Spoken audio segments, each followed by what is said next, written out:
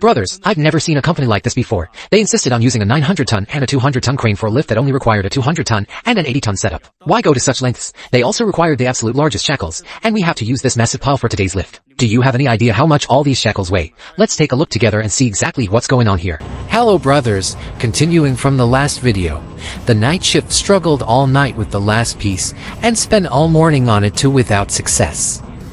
We finally packed up the truck, and it's already past 5 p.m. Now we're heading to Dongguan, which the GPS says is over 130 kilometers away. Our crane won't arrive until past midnight. We worked inside for 2.5 days in intermittent rain, dealing with flooded ground and rusty excavators.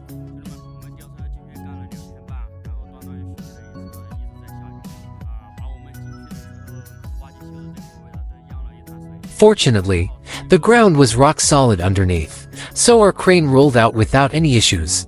Let's hit the road now.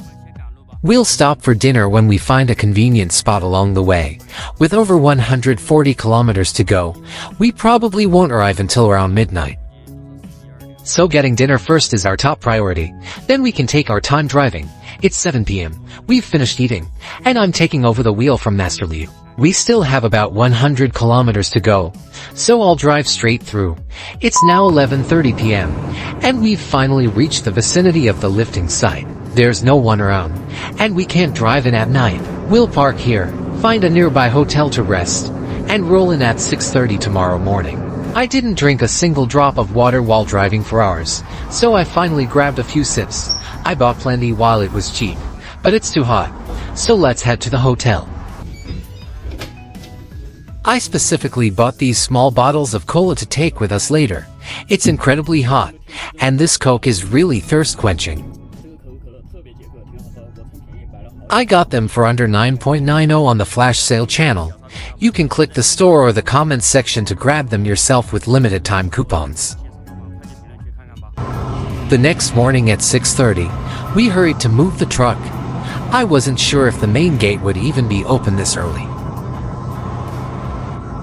Anyway, Brother Bao was handling the coordination, and his team stayed at a different hotel last night.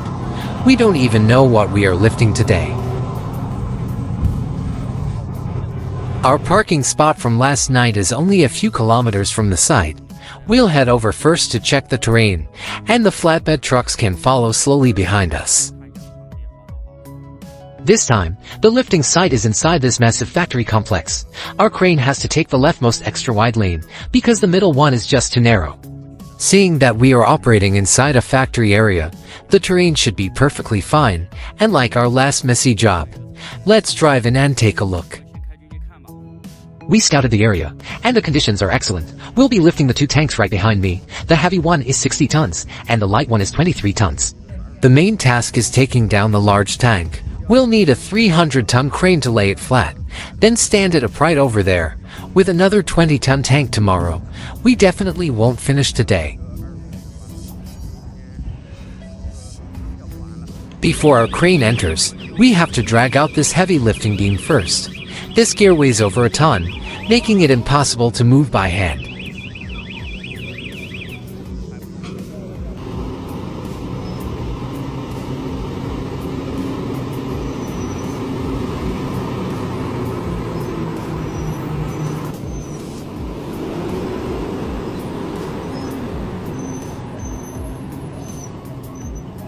After positioning our 900-ton crane, the flatbed truck backed in. Honestly, brothers, since I started running this 900-ton rig, I've never had such an easy lift. The working radius is incredibly close, even standing a bit further back. We are still within a 12 to 13 meter span for a load that only weighs 60 tons. For a 900-ton crane, lifting 60 tons at a 10-meter radius is effortless. A 200-ton crane could easily do this, so this client must have a massive budget. It's likely because their safety standards are exceptionally high, requiring strict safety margin calculations. If they used a 200-ton crane, it would be operating near maximum capacity. With our 900-ton rig, we have a massive safety buffer.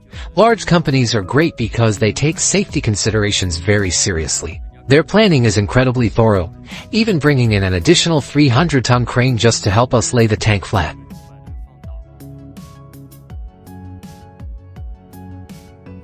Brothers, we've loaded 55 tons of counterweights, with 2 trucks left to go.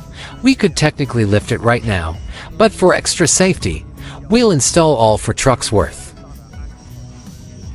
While waiting for the other 2 flatbeds to arrive, I measured the working radius. It's exactly 15 meters to lift the 60-ton load.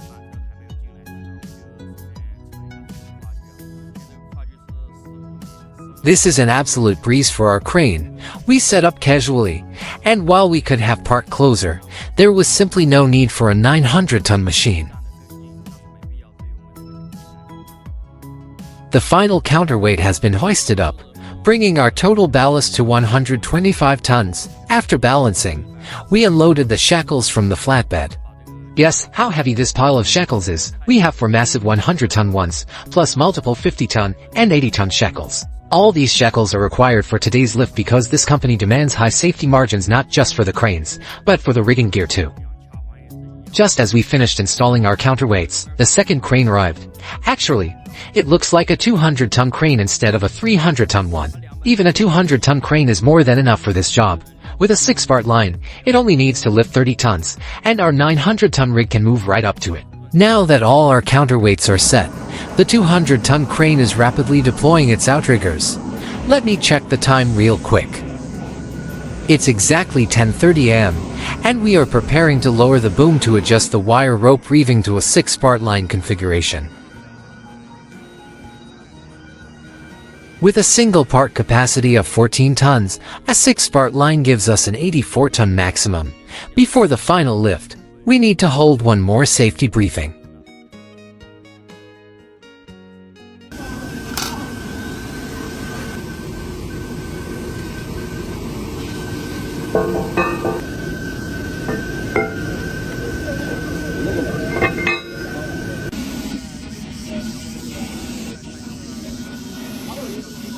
The meeting is over, brothers. They plan to lay the large tank flat first, load it onto the truck, and then take a lunch break, which should be quick.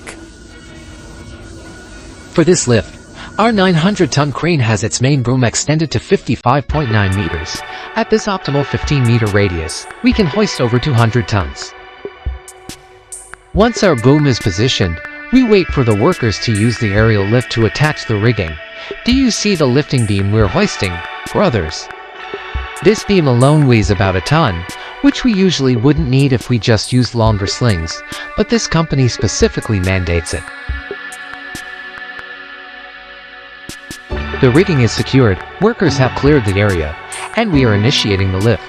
I checked the computer to see exactly how heavy this load is.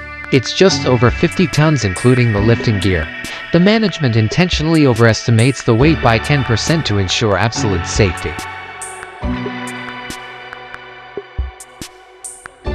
It's past noon, so let's quickly lay this flat, load it, and grab lunch. Once it's horizontal, the waiting flatbed will back up, receive the load, and we're off the clock.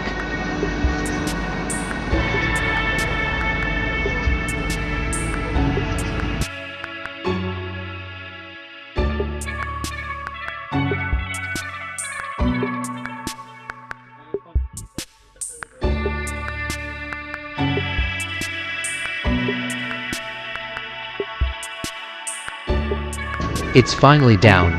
Both cranes have released the tension, and they are preparing to secure the load. However, the custom fixture isn't fitting perfectly, which is causing delays. We've been struggling with it for an hour, and it's already past 1 p.m. without having eaten. This afternoon, we'll disassemble it, load the truck, relocate, and see if they want this 60-ton unit stood up.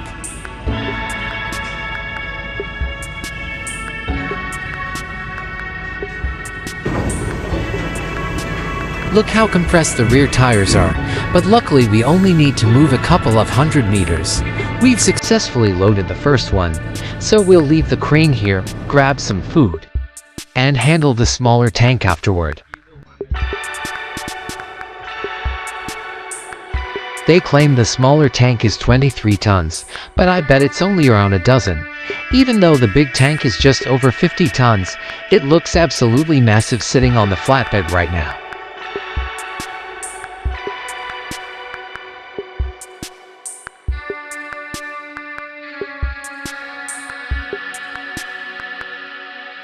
The flatbed will reverse, our crane will pull in, and we'll lift it upright tail to tail. Check out how tight this setup is right next to the outriggers. I'll ask management later if we can use fewer counterweights. Let's eat, brothers.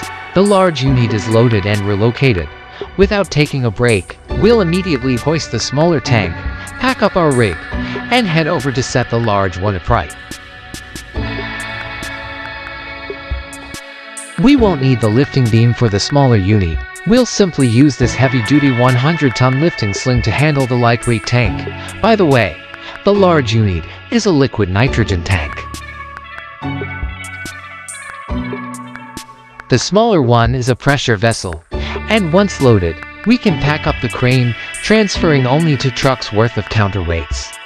The 200-ton crane crew will help us collect the outrigger mats to save time.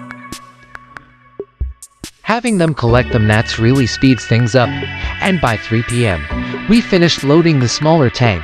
We are packing up, heading over to stand the large one, and might even get off work early today.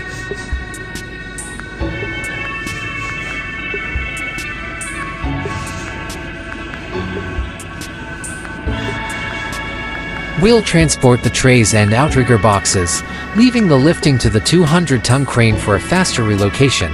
Management just confirmed we only need to stand the 50-ton tank today, leaving the smaller one for tomorrow. The 200-ton crane with a 6-part line will handle tomorrow's lift easily. Let's quickly reposition and deploy our rig so we can punch out early. Though I still need to ask management about reducing the counterweights.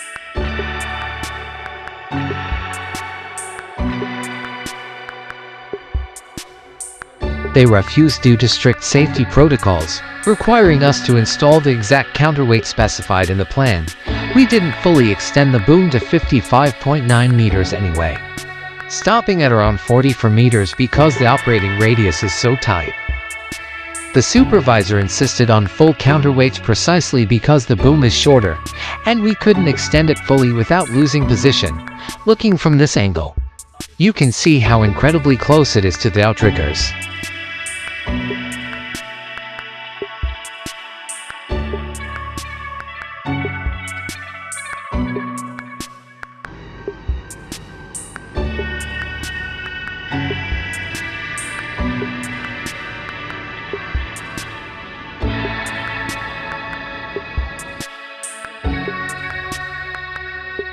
With a 50-ton load and 125 tons of counterweights, the rear outriggers are definitely bearing more pressure. The installation was quick, just tightening some bolts. So thanks for watching. And we're off to the next site. Anybody know what company this is?